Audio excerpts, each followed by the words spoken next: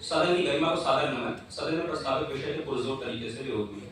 महोदय प्रदत्त विषय का क्षमा परीक्षण करें तो प्रथम दृष्टया स्पष्ट हो जाता है कि वास्तव में दो केंद्रीय शब्द इस विषय में दिखाई देते हैं। वो है उत्तर औपनिवेशिक राष्ट्रवाद और नव साम्राज्यवादी संरचनाएं। किंतु ध्यातव्य है कि यहाँ पर नव साम्राज्यवादी संरचनाओं का जनक केवल और केवल उत्तर औपनिवेशिक राष्ट्रवाद को माना गया है, जो अपने आप में सही नहीं है।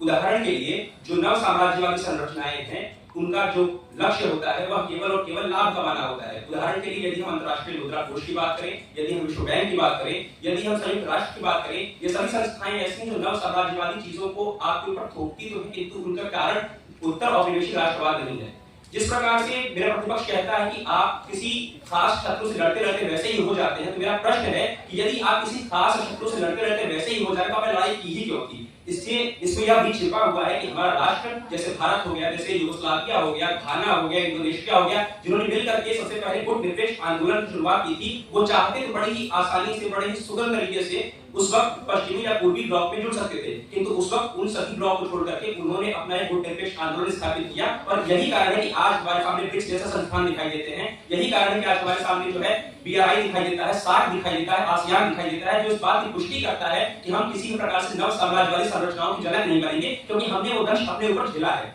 साथ ही साथ मैं आपका ध्यान इस ओर आकृष्ट कराना चाहूंगा कि वास्तव में किस प्रकार से नव साम्राज्यवादी संरचनाओं की जो प्रवृत्तियां हैं परिवर्तित हो रही हैं। वस्तुतः जिस प्रकार से साम्राज्यवादी संरचनाएं पहले केवल और केवल भूभाग पर कब्जा करना चाहती थी, वास्तव में आज वो सैन्य तकनीकों पर और साथ ही साथ जो जलवायु परिस्थितियां हैं उस पर भी कब्जा करना चाह रही हैं। ध्यातव्य है कि किस प्रकार से जलवायु परिवर्तित हो रही है, वैसे उत्तर औपनिवेशिक राष्ट्रवाद किस प्रकार से साम्राज्यवादी संरचनाओं का जनक हो सकता है। मेरा सीधा सीधा तर्क ये है महोदय कि जिस प्रकार से हेरोल्ड जे लास्की कहते हैं मेरे प्रतिपक्ष के उत्तर में कि हमारे पास जो अल्पसंख्यक वर्ग है उसको दमन करने के लिए आंतरिक संरक्षण का संदर्भ दिया जाता है। लास्की कहते हैं कि हमारे पास जो राष्ट्र है, जो समाज है या समुदाय है, वो वास्तव में एक तरह से संघवादी है, इसीलिए राज्य को संघवादी होना ही पड़ता है। यदि राज्य संघवादी है तो वो उत्तर औपनिवेशिक राष्ट्रवाद का सहारा लेकर कभी नव साम्राज्यवादी होगा ही नहीं, क्योंकि उसने भी वह दंश अपने ऊपर झेला हुआ है। मैं पार्थ चटर्जी की किताब नेशन एंड इट्स फ्रैगमेंट से यह बात बताना चाहूंगा कि जब भी हमारे ऊपर औपनिवेशिक शासन ने राज किया है तो उसने हमारे ऊपर राज किया है, हमारे भूभाग पे राज किया, उसने हमारी कल्पना गुलामी बना लिया है। यह कल्पना जो हमारे आपके हृदय में पुष्टि पर पल्लवित होती है उस सभी राष्ट्र के बीच में दिखाई देती है